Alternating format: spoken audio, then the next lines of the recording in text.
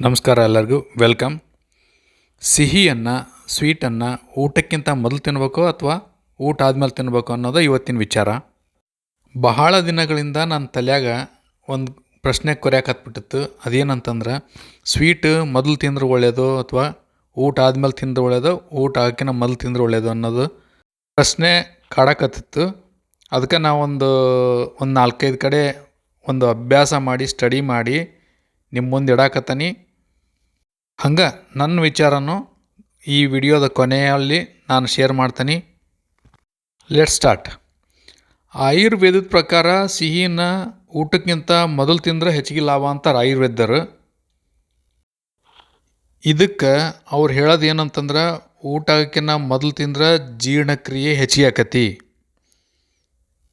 ಆಯುರ್ವೇದ ಹೇಳೋದು ಏನಂತಂದ್ರೆ ಸ್ವೀಟನ್ನು ಸಿಹಿಯನ್ನು ಊಟಕ್ಕಿಂತ ಮೊದಲು ತಿನ್ನೋದ್ರಿಂದ ಡೈಜೆಸ್ಟಿವ್ ಎಂಜೈಮ್ಸ್ ಅಂದರೆ ನಮ್ಮ ಒಂದು ದೇಹದಲ್ಲಿ ಲಾಲಾರಸ ಪೆಪ್ಸಿನ್ ಅಂತ ಒಂದು ಎಂಜೈಮ್ಗಳು ಹೆಚ್ಚಿಗೆ ಉತ್ಪಾದನೆ ಆಕವು. ಅದರಿಂದ ಡೈಜೆಷನ್ ಚಲೋ ಆಕತಿ. ಹಂಗೆ ಆಯುರ್ವೇದರು ಇನ್ನೊಂದು ಹೇಳ್ತಾರೆ, ಊಟಕ್ಕಿಂತ ಮೊದಲು ಸ್ವೀಟ್ ತಿನ್ನೋದ್ರಿಂದ ನಮ್ಮ ಟೇಸ್ಟ್ ಬಡ್ಗಳು ಆ್ಯಕ್ಟಿವ್ ಆಕವು. ಇದರಿಂದ ನಮಗೆ ಊಟ ಭಾಳ ರುಚಿ ಆಕತಿ ಮುಂದಿನ ಊಟ ಅನ್ನೋದು ಅವ್ರ ವಾದ. ಹಂಗೆ ಆಯುರ್ವೇದರು ಊಟ ಆದಮೇಲೆ ಯಾಕೆ ಸ್ವೀಟ್ ತಿನ್ನಬಾರ್ದು ಅನ್ನೋದಕ್ಕೆ ಏನು ಹೇಳ್ತಾರೆ ಅಂತಂದ್ರೆ, ಊಟ ಆದಮೇಲೆ ಸ್ವೀಟ್ ತಿಂದ್ರೆ ಇಂಡೈಜೆಷನ್ ಆಕತಿ, ಬ್ಲಾಟಿಂಗ್ ಆಕತಿ. ಊಟ ಆದಮೇಲೆ ಸ್ವೀಟ್ ತಿಂದ್ರೆ ಗ್ಯಾಸ್ ಆಕತಿ ಅನ್ನೋದು ಆಯುರ್ವೇದದ ಒಂದು ಸಂಶೋಧನೆ ಆಗಿರ್ತತಿ. ಇನ್ನು ನಾವು ಮಾಡರ್ನ್ ನ್ಯೂಟ್ರಿಷನ್ಸ್ ಅಂದರೆ ಡಯಟಿಷಿಯನ್ಸು ನ್ಯೂಟ್ರಿಷನ್ಸು ಅಲೋಪೆಥಿಕ್ ಅವ್ರು ಏನು ಹೇಳ್ತಾರೆ ಅಂತಂದ್ರೆ ಸಿಹಿಯನ್ನು ಊಟ ಆದಮೇಲೆ ತಿನ್ನೋದು ಒಳ್ಳೆಯದು ಅಂತಾರೆ. ಇವ್ರು ಯಾಕೆ ಹಿಂಗೆ ಹೇಳ್ತಾರೆ ಅಂತಂದ್ರೆ, ಊಟ ಆದಮೇಲೆ ಸ್ವೀಟ್ ತಿನ್ನೋದ್ರಿಂದ ಏನಾಕತಿ, ಸ್ವೀಟ್ ಹೋಗಿ ಊಟದಾಗ ಏನಿರ್ತೈತಲ್ಲ, ಊಟದಾಗ ಪ್ರೋಟೀನು, ಫೈಬರು, ಫ್ಯಾಟು ಅದೇನಿರ್ತೈತಲ್ಲ ಅದರೆಲ್ಲರ ಹೋಗಿ ಸ್ವೀಟ್ ಹೋಗಿ ಮಿಕ್ಸ್ ಆಕತಿ. ಇದರಿಂದ ನಮ್ಮದು ಬ್ಲಡ್ ಶುಗರು ಒಮ್ಮೆಗೆ ಸ್ಪೈಕ್ ಆಗೋಲ್ಲ, ಅಂದರೆ ಒಮ್ಮೆಗೆ ಹೆಚ್ಚಿಗೆ ಆಗೋಲ್ಲ ಅನ್ನೋದು ಇವ್ರ ವಾದ. ಆದರೆ ಇನ್ನೂ ಕೆಲವ್ರು ಹೇಳೋ ಪ್ರಕಾರ ಏನೈತಿ ಅಂತಂದ್ರೆ, ಊಟ ಆದಮೇಲೆ ನಾವು ಸ್ವೀಟ್ ತಿಂದ್ರೆ ಶುಗರ್ ಹೆಚ್ಚಿಗೆ ಆಕತಿ ಅನ್ನೋದು ಇನ್ನೂ ಕೆಲವ್ರು ವಾದ ಐತಿ. ಆದ್ರೆ ಸ್ವೀಟ್ ತಿನ್ನೋದು ನನ್ನ ಪ್ರಕಾರ ಯಾವಾಗ ಒಳ್ಳೆಯದು ಅನ್ನೋದಾದ್ರೆ, ಸ್ವೀಟ್ ನೀವು ಊಟಕ್ಕಿಂತ ಮೊದಲು ತಿನ್ನೋದಾದ್ರೆ ಸ್ವಲ್ಪ ಹೆಚ್ಚಿಗೆ ತಿನ್ಬೋದು. ಆದ್ರೆ ಊಟ ಆದಮೇಲೆ ಏನಾರ ನೀವು ಸ್ವೀಟ್ ತಿನ್ಬೇಕು ಅನಿಸಿದ್ರೆ ಅದು ಅದರ ಪ್ರಮಾಣ ಏಕ್ದಮ್ ಕಡಿಮೆ ಇರ್ಬೇಕು.